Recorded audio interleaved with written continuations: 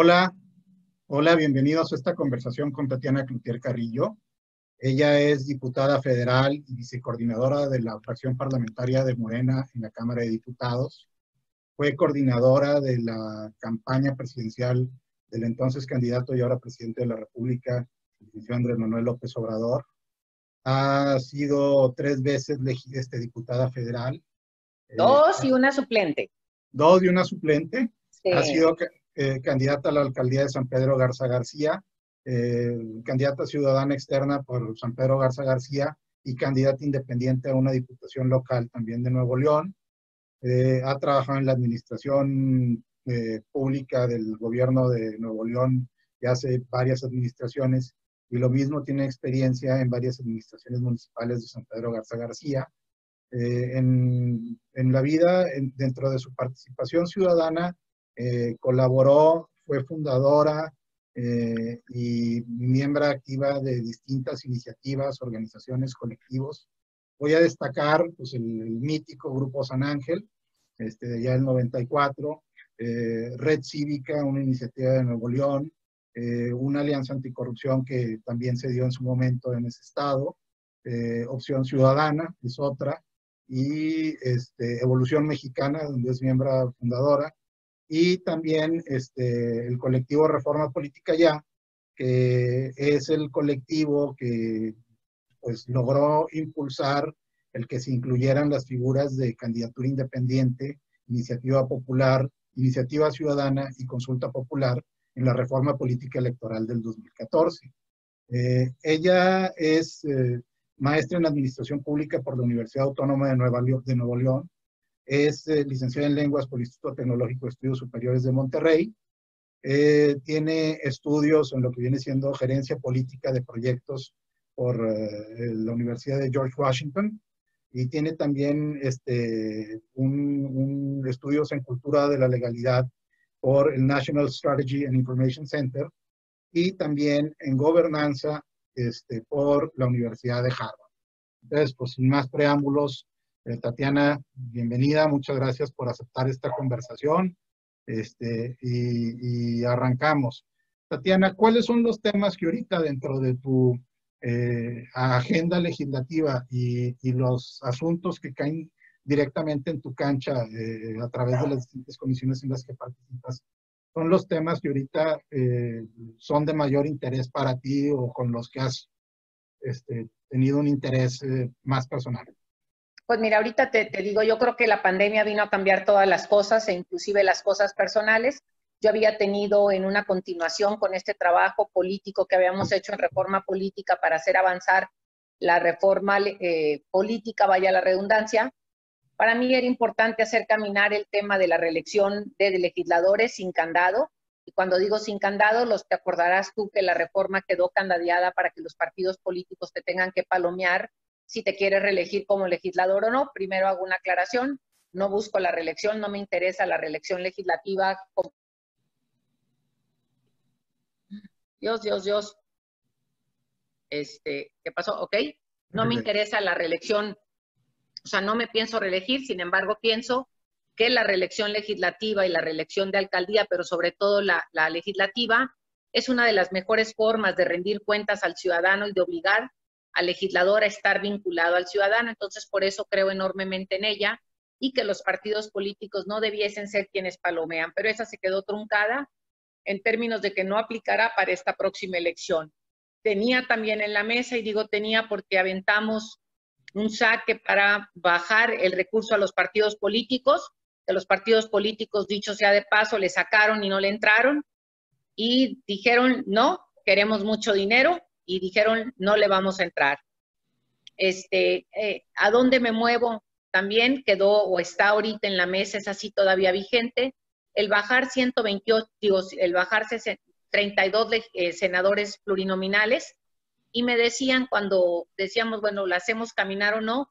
Que era importante que metiéramos el tema también para legisladores, entonces estamos trabajando una para bajar el número de legisladores federales y poder así tener un adelgazamiento del proceso propiamente de legisladores o de la Cámara Baja y poder cumplir esto que muchos hemos trabajado a lo largo y a lo ancho del país, más allá de posiciones, de decir queremos un Congreso más esbelto y más funcional, ¿no?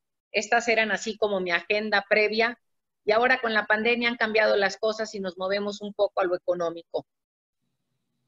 En la parte de lo económico, y lo voy a poner en términos de temporalidad, creemos y estamos ahorita trabajando para poder hacer deducible, por lo menos para el año 2021, esa es la propuesta, todo lo que tenga que ver con consumo en hotel y consumo en restaurantes, para que de alguna manera activar esta parte de la economía. Y también estamos hablando del tema de la educación. Y en la parte educativa, que se pueda deducir más cantidad de dinero o un equivalente a lo que son las becas de educación media superior, más el costo de la educación media superior promedio por parte de un particular. ¿Por qué? Por dos motivos. Una, porque es una manera de coadyuvar con el Ejecutivo al decir, yo no estoy siendo una carga para ti, para la parte educativa, pero por otro también en términos de equidad. ¿Y a qué me refiero con equidad? Las becas de educación media superior son iguales, bueno, son generales para quien estudia educación media superior en escuela pública, y creemos que debiese ser el monto igual a todos y yo elijo dónde estudio, pero entonces no me voy a meter en eso, sino simplemente buscar la deducibilidad de esto. Así estamos viendo con algunos grupos de ciudadanía y de gente que trabaja los números, por llamarlo de alguna manera, de cómo hacerle también para ver si entramos en la deducibilidad en el no pago, a ver cómo es, en que la gente empiece a pagar el ISR a partir de una cantidad y no desde cualquier número de salario, dependiendo de los deciles. Y ahorita estamos en el estudio de eso. Más o menos esas son en las que en este momento me estoy reenfocando, porque el enfoque lo traíamos en temas más políticos que hoy se vuelven más económicos para afianzar la política. Interesante, estoy seguro que a mucha gente le caerá de perlas el que se avance en estas iniciativas, porque pues, impactará para bien directamente en la economía familiar y será un estímulo también para el consumo local, ¿no? Claro, claro. Que es algo de lo que, un gran pendiente que tenemos todos. Oye, hace unos días, hace 2 días pasó algo a mi gusto muy relevante, que viene siendo el acuerdo alcanzado entre el gobierno federal y la iniciativa privada, en concreto el Consejo Coordinador Empresarial y el Congreso del Trabajo, para la reforma a la ley de pensiones. Independientemente de los beneficios que pueda traer las reformas específicas a la ley de pensiones, es el hecho de que se haya alcanzado el acuerdo en sí y que se hayan restablecido canales de comunicaciones. Ok, se puede estar en desacuerdo en muchos temas, pero en aquellos en donde puede haber coincidencias, hay que ver el cómo si salen las cosas. ¿A ti esto qué opinión te merece? Y lo digo por tomando en cuenta el clima de polarización o en donde buscan polarizar algunos sectores a la sociedad. Digo, porque ha sido difícil y como dije, este avance a mí me parece alentador. Y coincido contigo enormemente. De hecho, hoy leía una nota de Carlos Salazar o una declaración donde decía que algunos buscaban polarizar de la parte empresarial, sin el fondo, o sea, sin haber fondo, o en el fondo en el que buscaban polarizar. Sin embargo, creo que, y en eso habría que enfoquémonos en lo que coincidimos para que camine. Y lo voy a vincular a algo que no me preguntas, pero que creo que también sucedió hace 2 días y que es fundamental, que es la elección de los consejeros del INE.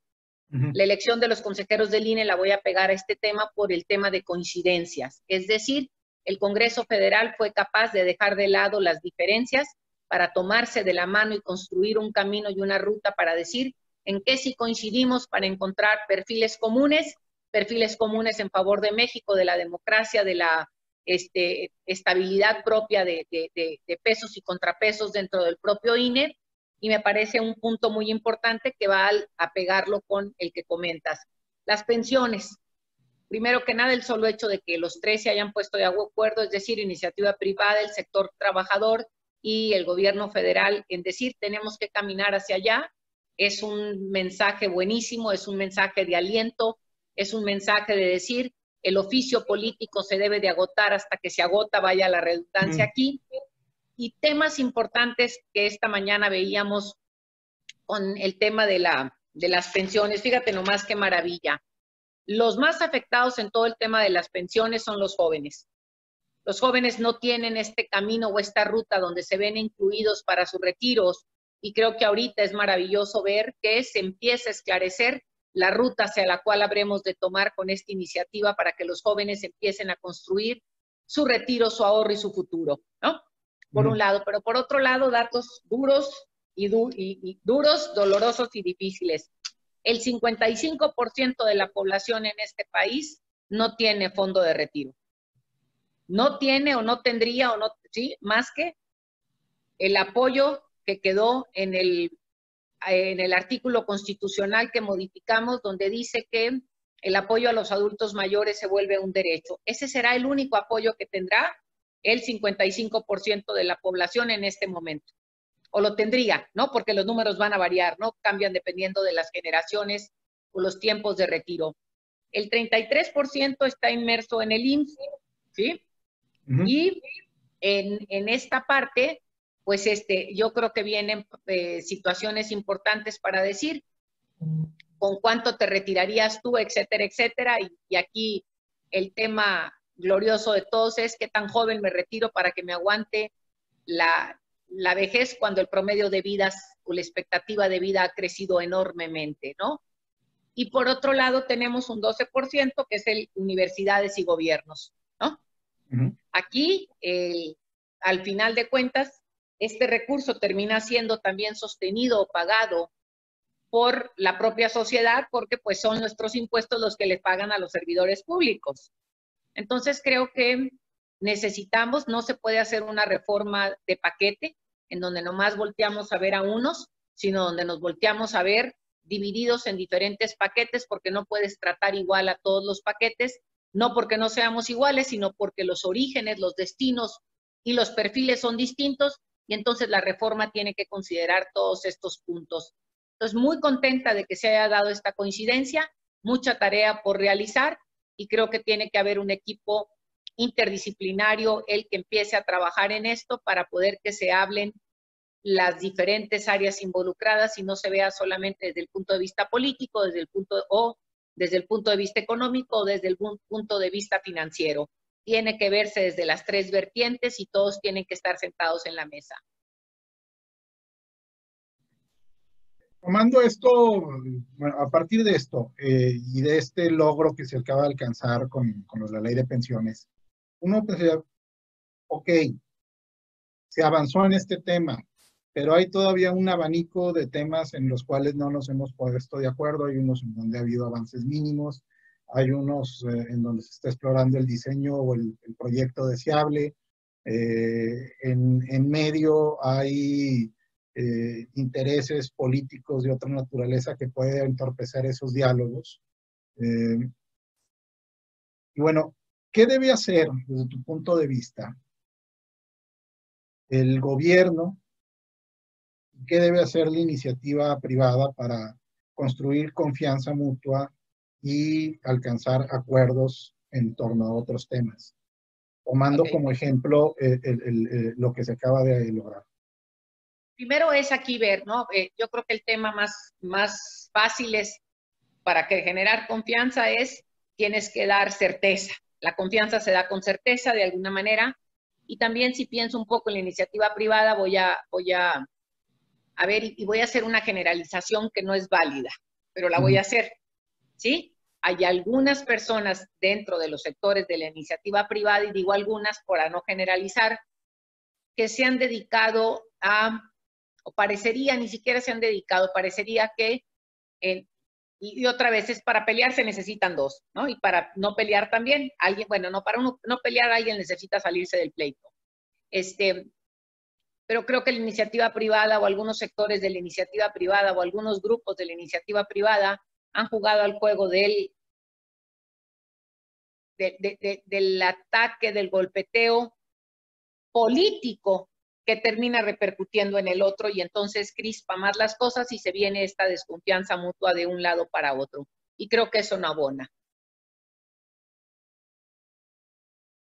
Por ejemplo, en el marco de la pandemia, pues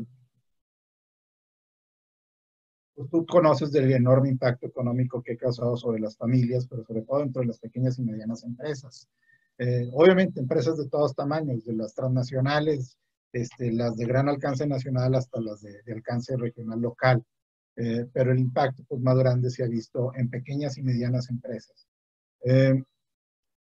Y la queja generalizada en los distintos estratos de la iniciativa privada es la forma en cómo el gobierno ha respondido, o a su punto de vista ha respondido o no ha respondido, según la óptica, a las necesidades y a la situación difícil por la que están pasando. Y siempre hacen comparativos con medidas impulsadas en otros países.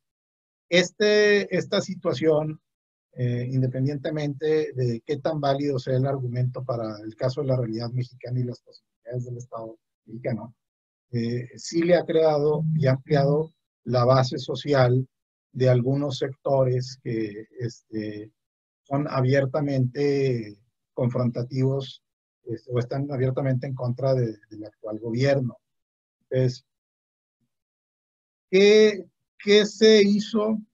O sea, ¿qué se puede hacer para esto? Hablemos más allá de si se hizo algo bien o se hizo bien, ¿qué se puede hacer de aquí en adelante para trabajar con iniciativa privada? Sí. Si lo estamos juzgando qué se hizo bien o qué se hizo mal o qué esto, lo otro, otra vez, entramos en matices. ¿Qué se ha hecho? Voy a decir y que cada quien juzgue si es bueno o malo, ¿no? Yo no lo juzgo.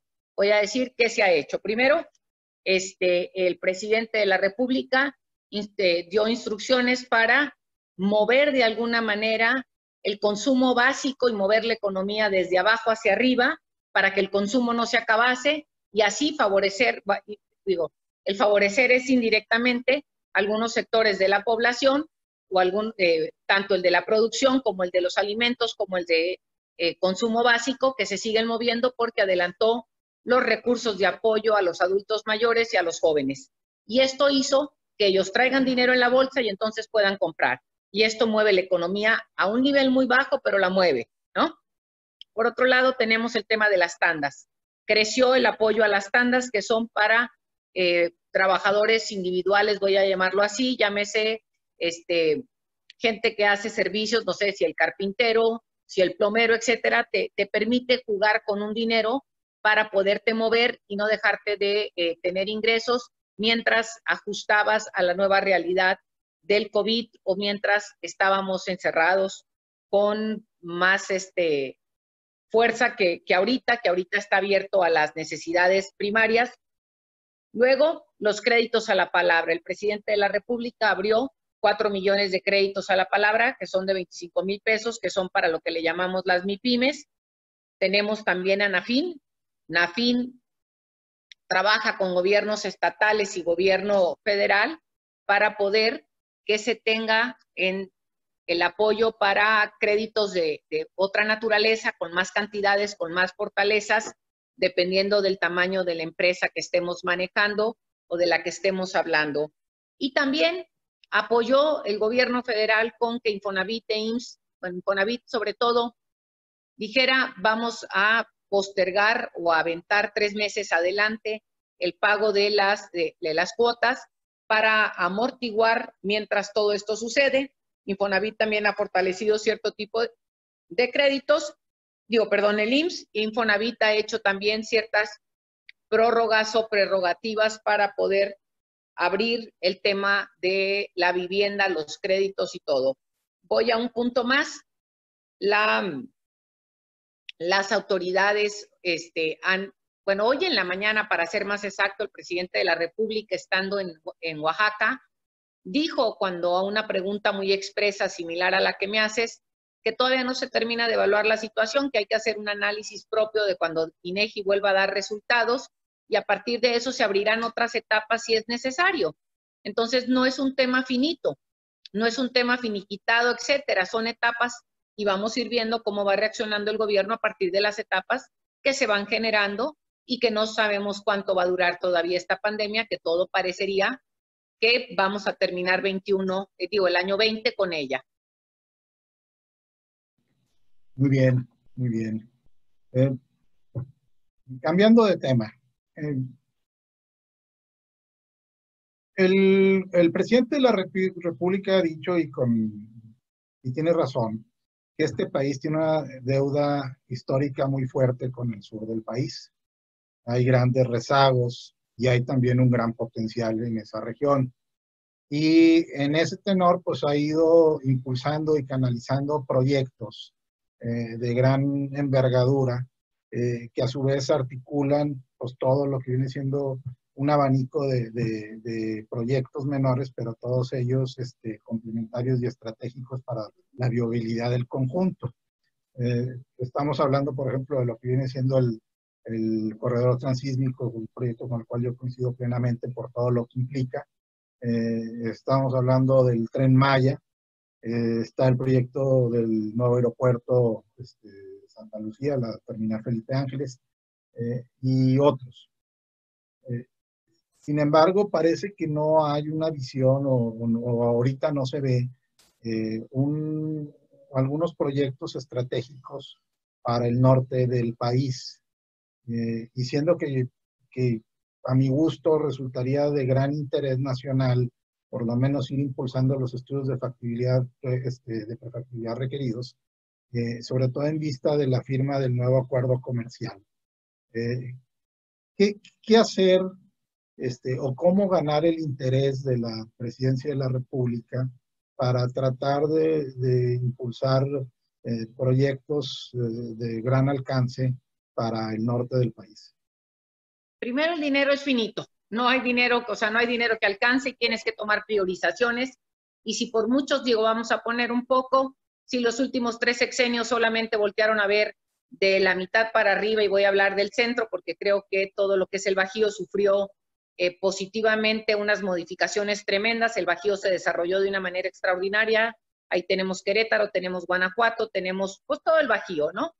Entonces invirtió en un sector y esto generó o ha generado el crecimiento de otras zonas, porque eso detonó crecimiento en otras zonas. Lo vimos también con algunos puertos en Colima, etcétera, etcétera. Aquí el dinero es finito y ahorita hay una prioridad al sureste que se ha quedado atrás por un tiempo. Si tú me preguntas el cómo, te diría yo ahorita, yo creo que hay proyectos que están, y ahorita la pandemia vino a movernos todo otra vez, porque los recursos van a ser todavía más escasos, pero parte de los desarrollos o de las inversiones que se han estado dando y enfocando tienen que ver con todo el tema de salud. Llámese hospitales, llámese equipamiento de los propios hospitales, y yo creo que ahorita será en la mejora de todo lo que tiene que ver la salud en todas las vertientes, ¿no? Eso es lo que yo creo que ahorita es el giro que da el país y que tendremos que hacerlo también con el tema de la tecnología, porque creo que habrá ahorita, pues está muy obvio, muy evidenciado, que será el internet gratuito, mejor banda en toda esta parte, todo lo que son telecomunicaciones habrá tener que hacerlo porque a esto nos está obligando el ejercicio que hemos vivido de la pandemia y lo que estamos aprendiendo, que se puede trabajar desde casa, que se pueden tener diferentes tareas como la que estamos haciendo ahorita, este ejercicio nosotros aquí, y por otro lado todo lo que tenga que ver con innovación, innovación e innovación. Muy bien. No, pues si tuviéramos internet gratuito en todas las ciudades y infraestructura de telecomunicaciones que permitiera un flujo de datos muy eficiente, pues sería como tener capacidad de hospedaje industrial y impactaría pues no nada más en lo que viene siendo el trabajo en casa, impactaría en la teleeducación, impactaría en la telemedicina, impactaría en trámites gubernamentales. Ojalá y eso avance y bueno, pues me imagino que lo están estudiando ahorita desde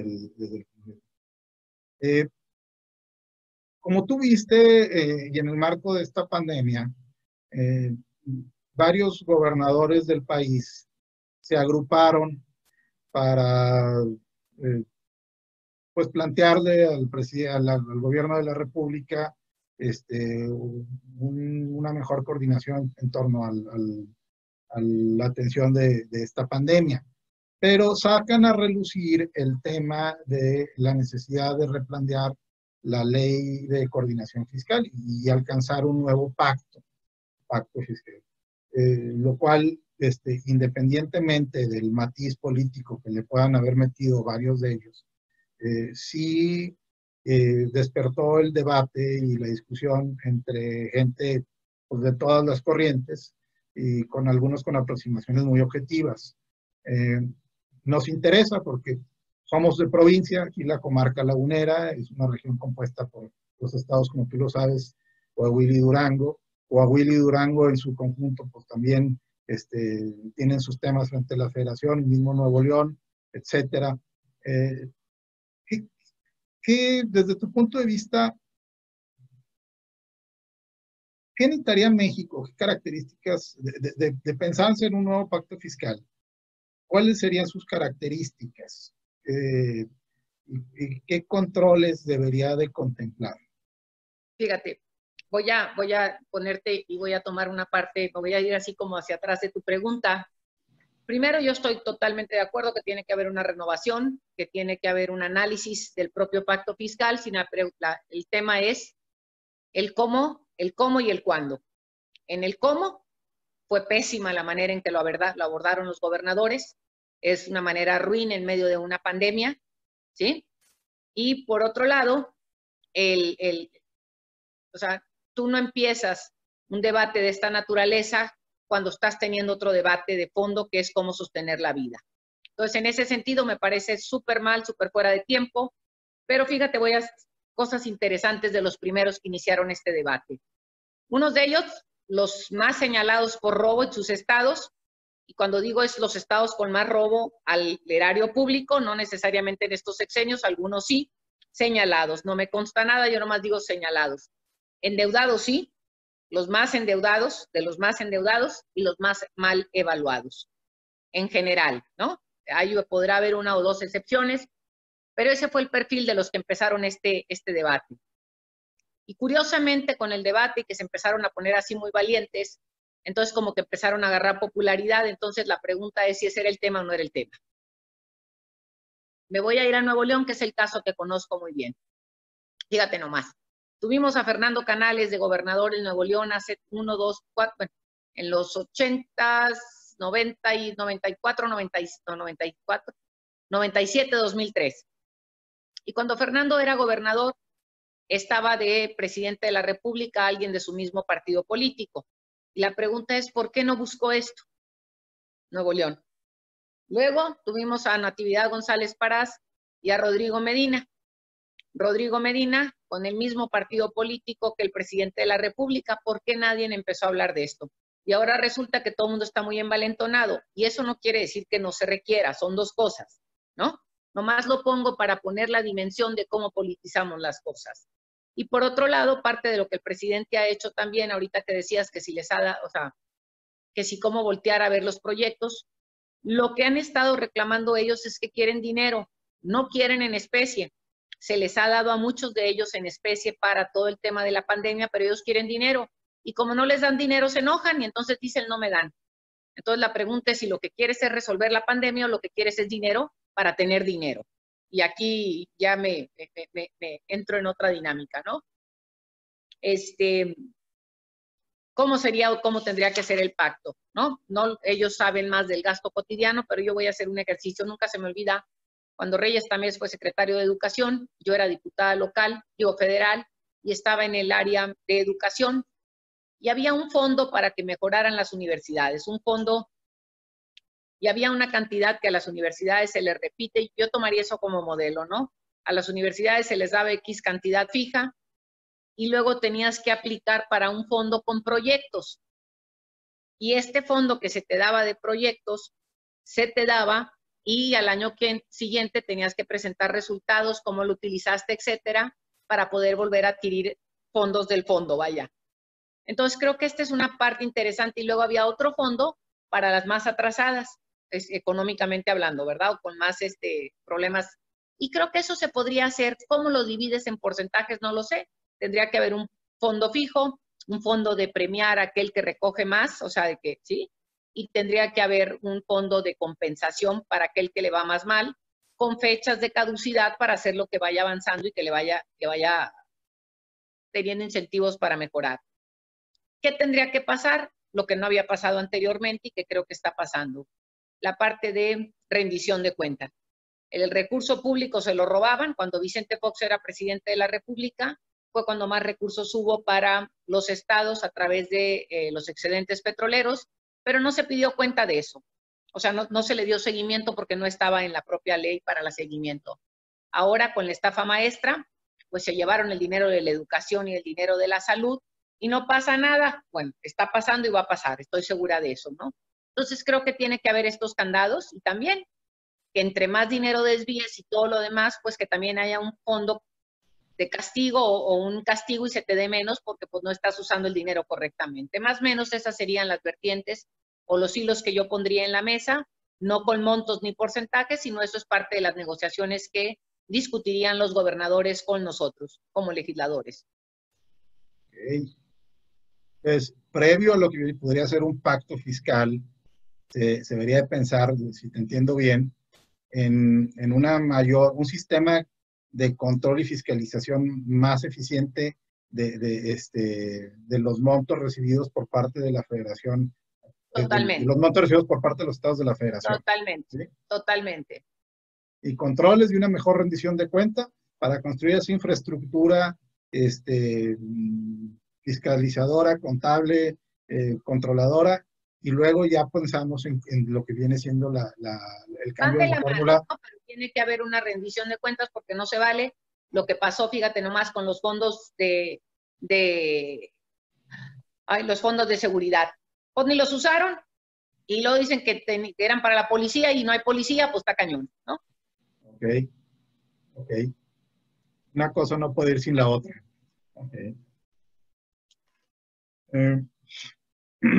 El presidente ha expresado en distintas ocasiones, y es una cosa que tú lo narras incluso en tu libro, Juntos Hicimos Historia, de desconfianza hacia ciertos sectores de la sociedad civil y de las causas que empujan.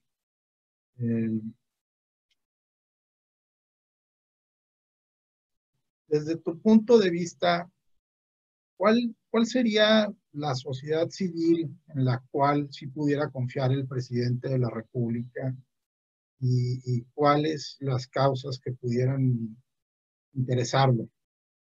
Fíjate, no, con las causas yo creo que la sociedad civil puede participar en todas, debe participar en todas. De aquí yo creo cuál es la cosa que yo menciono desde el libro, ¿no? El presidente hacía generalizaciones que me parece que no son sanas, porque si generalizas parecería que todos están mal y no creo que sea así. Hay muchos muy mal y muchos muy bien, ¿no? Y no son por temas. ¿Cuál es la crítica seria que hace? Es decir, que hay algunos sectores de la sociedad, hay algunos sectores empresariales o sectores de interés que han controlado el poder político a través del poder económico, que financian a organizaciones de la sociedad civil para que muevan sus temas para poder poner presión donde les da la gana. Y a esos son a los que se refiere. Ok. Sería hasta cierto punto una colonización de la sociedad civil por parte de grupos empresariales para impulsar agendas ocultas, vamos a ponerlo así, ¿no? Okay. Pero bueno, hay sociedad civil de todo, digamos, hay... Totalmente, ¿eh? Por eso decía que no valía la pena generalizar. Así es. Se puede dar de que dentro del espacio con el que llamamos sociedad civil haya la participación, incluso una participación muy fuerte y muy abarcadora de grupos financiados por grupos económicos. Pero hay de las otras que genuinamente impulsan causas, muchos son de Totalmente, por eso te decía que la generalización no ayuda. Así es. Con esa otra sociedad civil, entendiendo que haciendo esa distinción, la otra sociedad civil que busca espacios, espacios de incidencia, no algún interés específico personal, influir en la agenda, influir en el diseño de la política pública, ¿qué sugerencia para ir construyendo también esa confianza, en vista de que sí hay efectivamente una desconfianza, no nada más el presidente, de muchos sectores. Ese argumento que expresó el presidente durante la campaña, yo incluso lo oí de muchas otras personas, de empresarios, de estudiantes, de amas de casa, de todos sectores. Entonces él creo que verbalizó algo que estaba en la mente de muchas personas. Pero ¿cómo sí trabajar con esta otra sociedad civil? La que sí empuja, digamos, genuina. Fíjate, digo, voy a poner otra vez. Por ejemplo, ahorita está en Oaxaca el presidente y en Oaxaca están sucediendo cosas importantísimas con la sociedad civil. La repartición de los recursos que se dan ahora para las mejoras de escuelas tiene que ver que el recurso se le da a los padres de familia se organizan, hacen mejoras o consiguen quien haga las mejoras. Esto es una manera de participar impresionante. Tienes ahí a la gente involucrada participando y organizándose.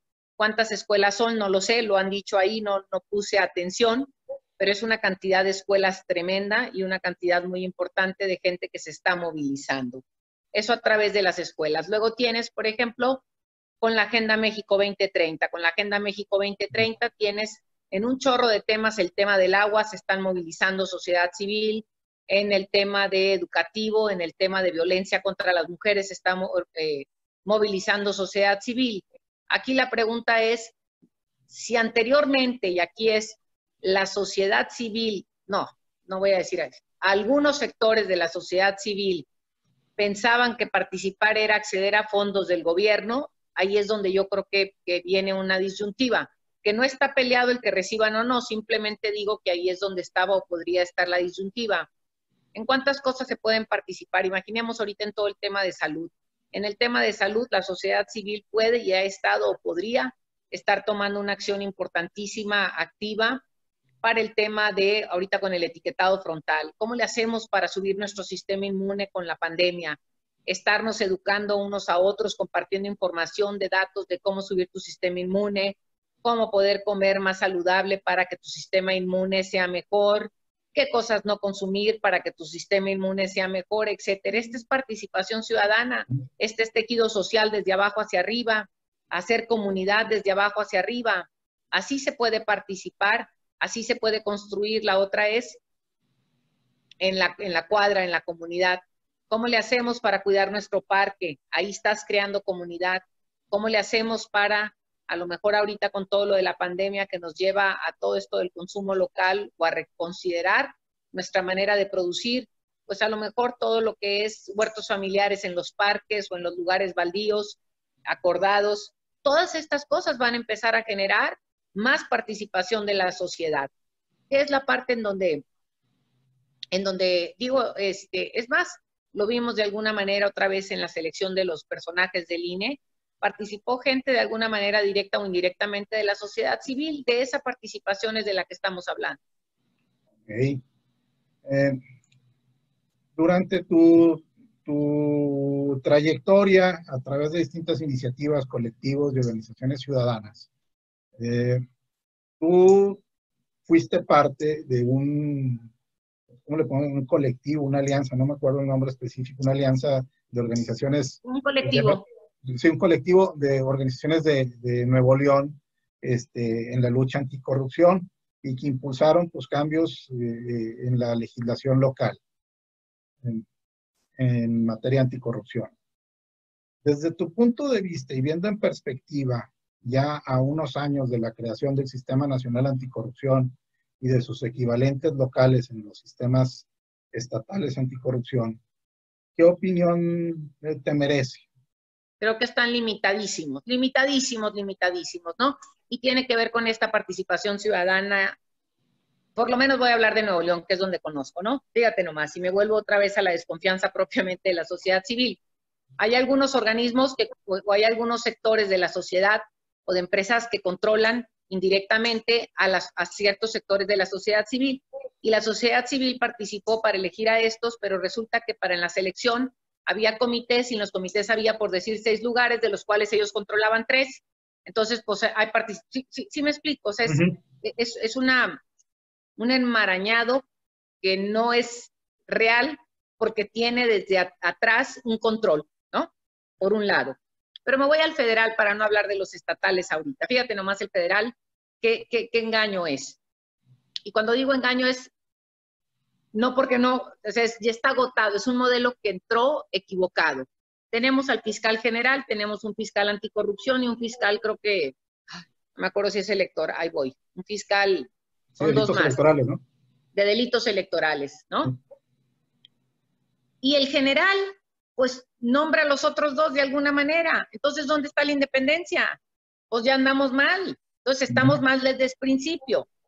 Y si no mal recuerdo, cuando leía yo la ley, hay un secretario técnico, creo que es el que controla todo. Entonces, ¿para qué quieres al fiscal general?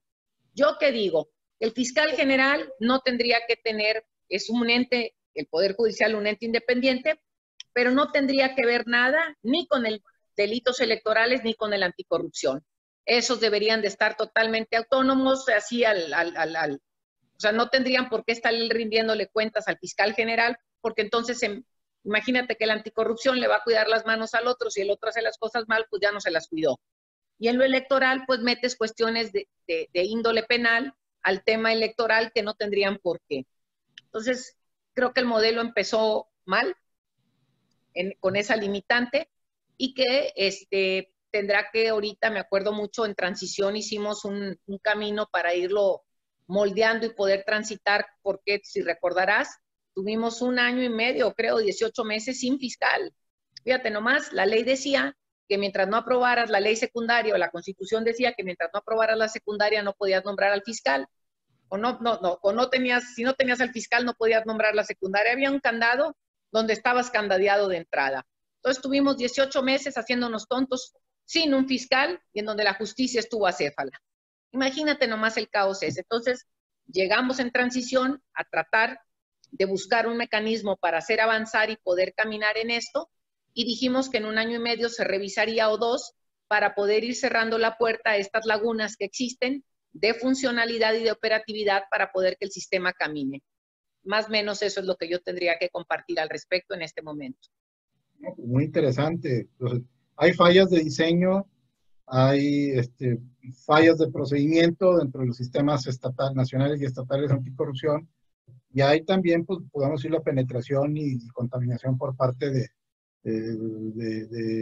grupos que pero aquí fíjate, algo que comentaban mucho las organizaciones dedicadas a todo el tema especializado de justicia y esto, también hablan de falta de incentivos para el personal que está ahí.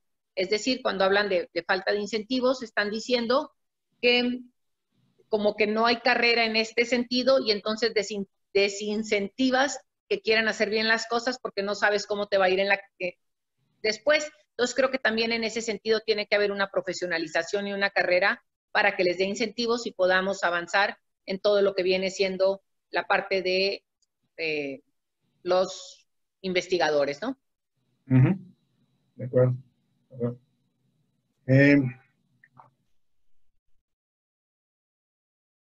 Bueno, no me quiero quedar con la de hacerte esta pregunta. En toda tu vida, desde lo que he visto, es muy, bueno, sobre todo cuando tomaste la decisión de apoyar a la ahora presidente de la República en su tercera campaña presidencial. Hubo gente que te criticaba y te decía, pero ¿cómo es posible? ¿Qué pensaría tu padre de todo esto? Y a mí me llamaba mucho la atención porque parecían expertos en glutierología, por decir de una manera, ¿no? Como si supieran más de tu padre que tú, y de lo que se platicaba y lo que se vivía en tu casa, y de las opiniones que les compartía. Entonces, ¿qué opinión te merece eso? Primero te digo algo, yo creo que este es como un tema que debiésemos ser más libres en esto. Primero tenemos que estar claros que no nacemos para cumplir las expectativas de nadie en esta vida, ni las de nuestros padres, ¿no? En el momento que uno se libera de eso, uno es más libre y puede hacer las cosas con libertad. Y luego, peor aún, imagínate, mi padre murió hace 30 años.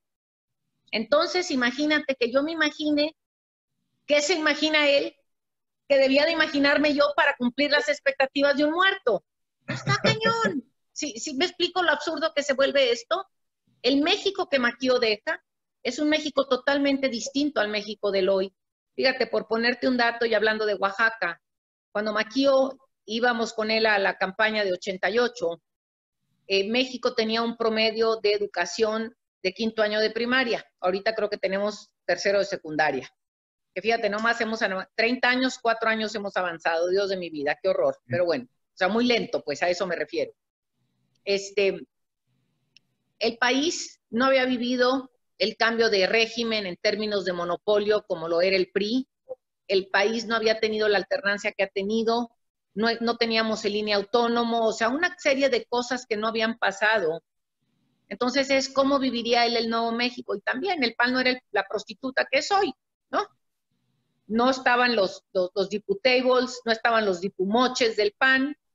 Entonces, no es a Tatiana que habría que preguntarle. Y hay frases maravillosas de Maquio que yo son con las que me quedo. Una de ellas decía, mi lucha no es para que tú creas en mí ni en mis sueños, sino para que tú creas en ti y en tus sueños y luches por ellos. Cuando hayas comprendido eso, habrá terminado la misión de Maquio. ¿A qué voy con esto? ¿Qué México quieres? Y ponte a jalar para él. Punto. Esto es bien, sí. ¿Qué haces para que el México que sueñas, trabajas para él? Y por otro lado, es decir, ¿haces lo que te toca hacer bien? Yo te digo, yo puedo y a las pruebas me remito, en términos de honestidad, en términos de trabajo, en términos de cumplir con lo que me corresponde, en cuidar el dinero público, en entender que el dinero público es para ser bien utilizado en favor de todos, en términos de defender las libertades. No hay una reforma en donde yo me sienta incómoda de haber votado, como he votado, porque en unas me abstuve, en otras voté a favor, en otras voté en contra. O sea, tengo libertad y esa libertad me la dieron mis padres con la educación y la tengo dentro del grupo parlamentario, ¿no? Por un lado. Y por otro lado, también hay otras partes que decía, mi papá muchísimo nos decía, que para estar, decía, él dice que cuando platicó que quería meterse a la política, le dijo a un compadre y el compadre le dijo, híjole, Maquio, ese es un tema extremadamente personal, pero si te decides, aquí está mi lana, para que le entres y te pongas a hacer política. ¿Qué me refiero con esto? Es a quien se compromete, hay que apoyarlo con ideas, hay que apoyarlo, y cuando digo con dinero me refiero es con trabajo, con esfuerzo, o sea, o sea, con el apoyo, o hay que ponerse a hacer las cosas, pero no estorbar. ¿Qué parecería que estamos haciendo en este país por quienes están, o sea, viven cuidando la virginidad, según ellos, de lo que ellos creen que Maquio dijo, y hace en lugar de cuidar la virginidad del partido en el que Maquio militó, y que porque se prostituyó el partido dejó de tener caminos y seguidores en la magnitud que los tuvo en su momento, y en lugar de cuidar eso o que se cuiden ellos, se ponen a cuidar si la hija es buena hija o no y si sigue los principios que ellos creen que debió seguir.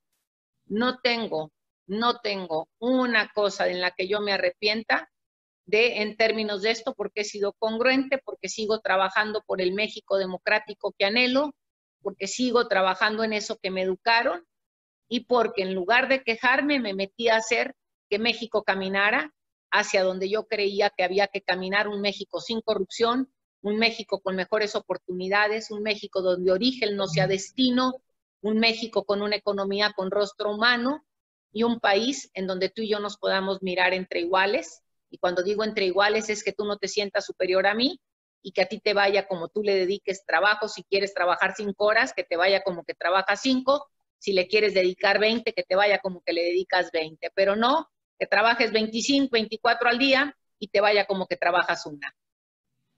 De acuerdo, de acuerdo. Y además algo que parece que se le olvida a mucha gente, y es que el compromiso de Maquio con la democracia iba más allá de el llevar a un partido político al poder. Y eso se manifestó muy claramente como después del fraude electoral de 1988, hizo frente común con el ingeniero Cuauhtémoc Cárdenas, con Porfirio Muñoz Ledo, que concluyó esa campaña, con Rosario Ibarra de Piedra, y trabajaron conjuntamente en la denuncia del fraude, en buscar vehículos legales, en llegar a la opinión pública internacional, y bueno, pues ahí están las fotos, están los recuerdos, y es algo que a mí me extraña mucho, ¿no? Pero fíjate, también hay algo interesante. Maquio decía que el arma más poderosa que tiene el ciudadano es el voto, que el voto sirve para poner y quitar, para premiar y castigar. Si entendemos eso, pruebas, no te gusta, pues lo quitas y pones otro y así te vas y los vas obligando a través de la rendición de cuentas, a través del voto, a decirle, te portaste mal, no me diste lo que querías, te quito y te pongo a otro. Y el hecho de saber que puedes ir y venir, o sea, que te puedes ir o que te puedo mandar a tu casa, hace que las cosas vayan mejorando porque siempre habrá una mejor competencia, ¿no? Entonces no es un tema estático y me encanta su frase maravillosa que decía que la democracia es como el amor, que había que hacerlo todos los días. A eso se refiere.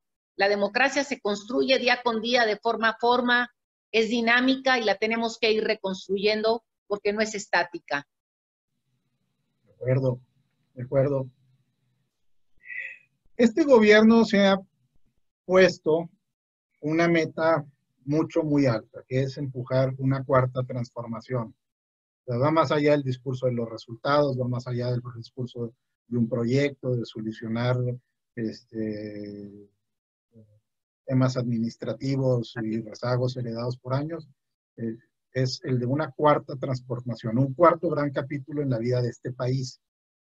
Y yo te pregunto, esta cuarta, ¿cómo asegurar o cómo lograr que esta cuarta transformación sea el producto y el resultado de un consenso entre los distintos sectores de la sociedad y no el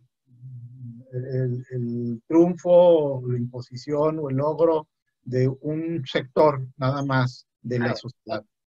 Dos cosas. Si fuera, o sea, si es por consenso no va a jalar, porque no va a haber. ¿Por qué? Porque tan es así que el país tiene sus divergencias, tiene su pluralidad propia y para eso son las elecciones, para mostrar qué brazo es el que la gente decidió para el que quería caminar. Entonces, la cuarta transformación para mí, uno de los puntos torales que da ahorita, y creo que lo mencionaba contigo hace rato, es la reforma al artículo constitucional donde vuelve los programas sociales de apoyo al adulto mayor y a niños y niñas con necesidades especiales un derecho. Esa es una transformación de fondo, le guste o no a quien le guste, la quieran o no, porque se vuelve un derecho.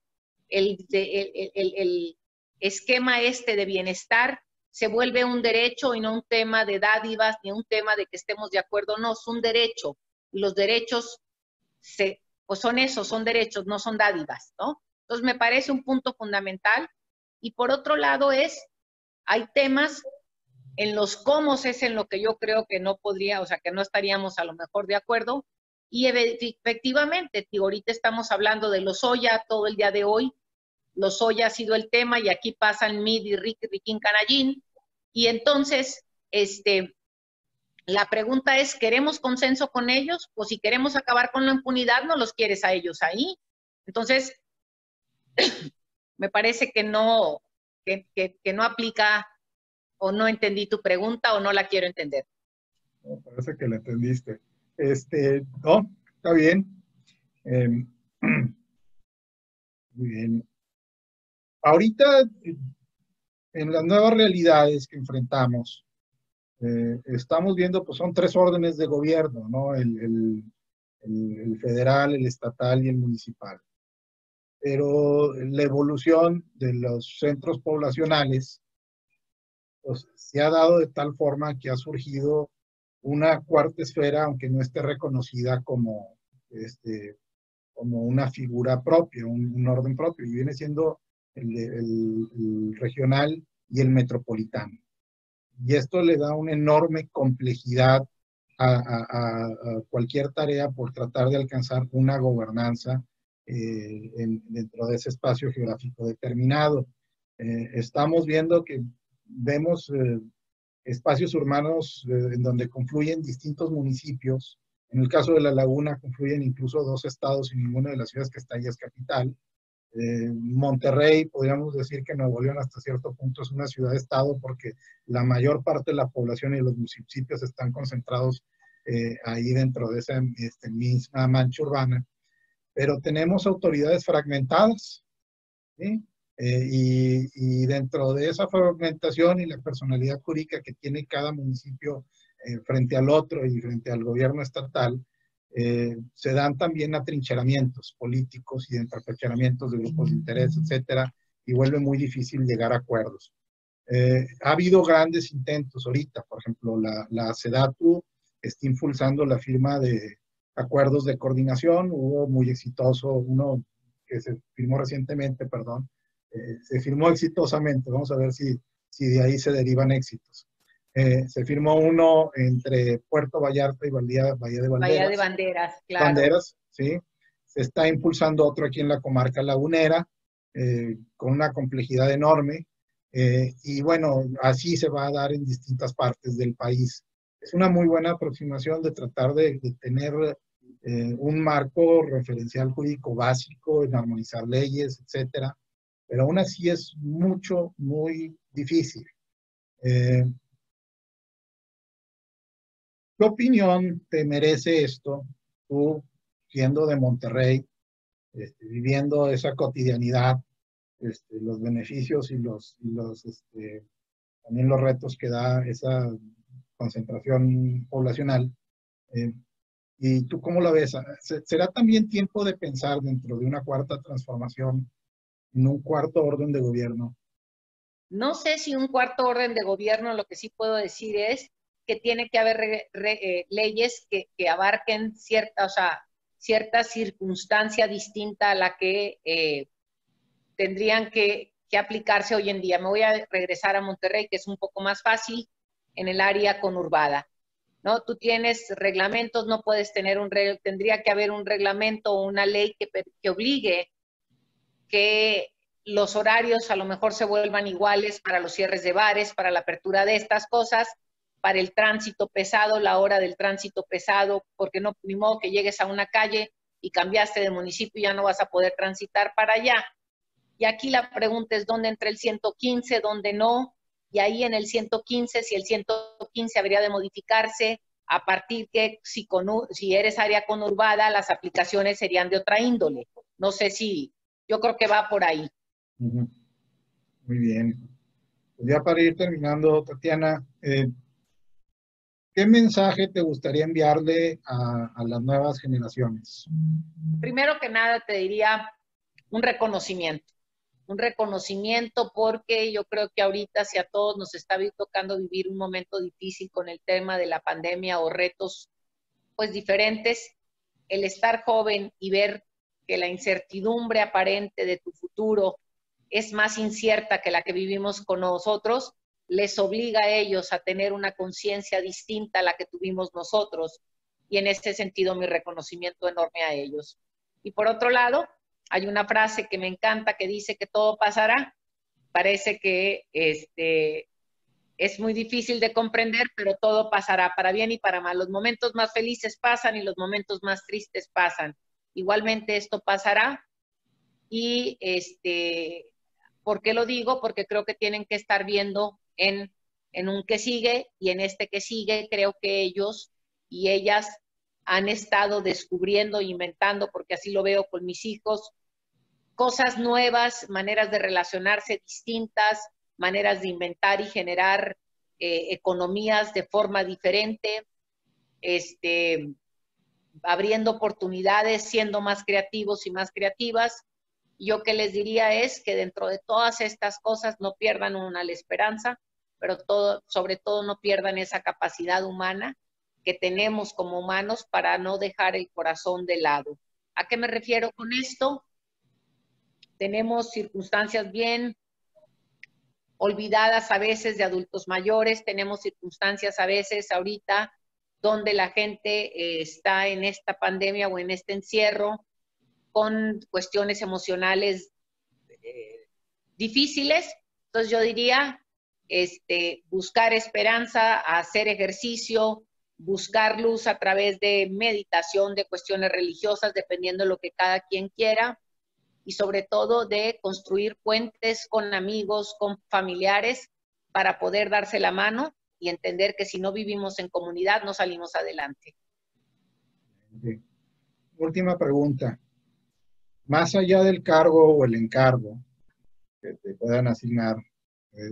Ahí está. ¿Cuál crees que es tu misión, tu rol, tu misión que te has impuesto dentro de la 4T, viendo más allá dentro de la vida pública? Yo digo que para mí la cuarta transformación es hacer que todos, y aquí voy a tomar casi te digo, que todos asumamos nuestro rol de ciudadanos. Y cuando digo asumir el rol de ciudadanos, quiere decir pago impuestos, y porque pago mis impuestos, vigilo mis impuestos. Es decir, le doy seguimiento al buen uso de mis impuestos.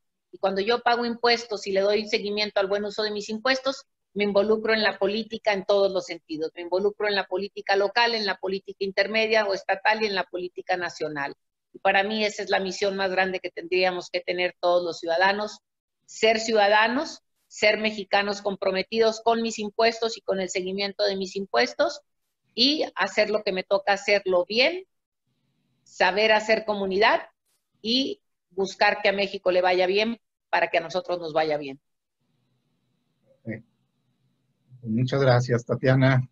Al contrario. Bueno, pues pedimos la conversación y esperamos que esto se repita en un futuro. Nos vemos, gracias. Nos vemos. Muchas gracias. Hasta luego.